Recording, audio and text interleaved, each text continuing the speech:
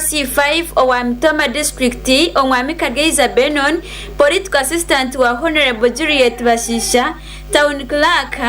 councillor LC5, political assistant wa Honorable Kahonda, ahabwa Ruhinda South, district councillor hamwe na nabandi. Kandi nyongera kusima umaranga bwa government obugireho bakaturetera ebyo kurya ahabwa ihunga lyatire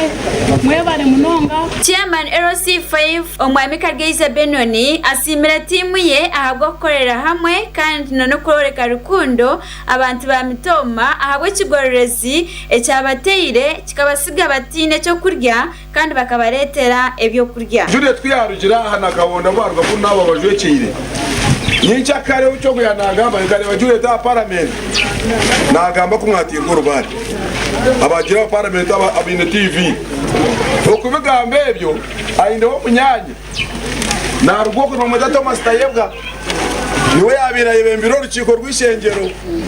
mweshati we ekigwero cyangwero wanyu niwe rukwebembiro rukiko bona kandi abara yaretwa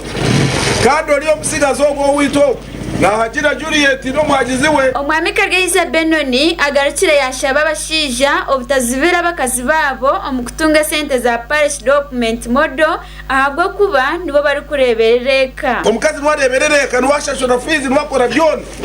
mwe kwasabira ka sente ka PDM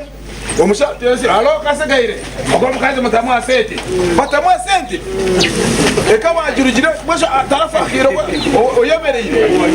so abo nabo numustama njyango kutwamwerezo ngiraki sente kandi nwajyango kwa miliyoni emu ko bakachiko kashitama kagaranka ryeja miliyoni n'egidwaje nago muri kamena neza kugwayo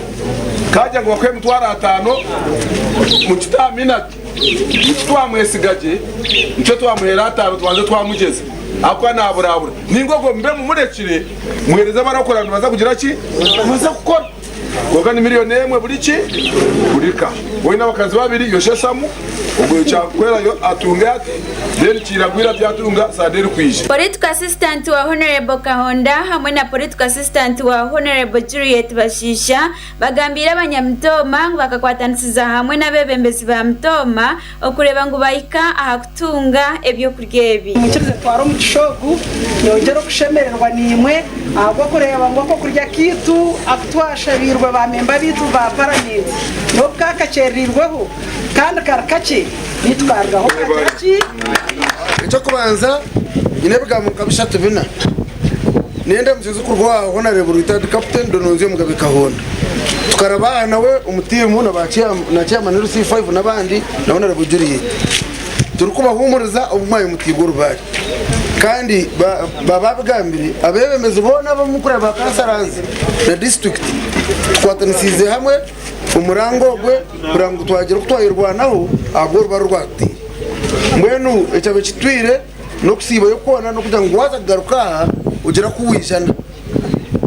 ubunga twijana bwo burya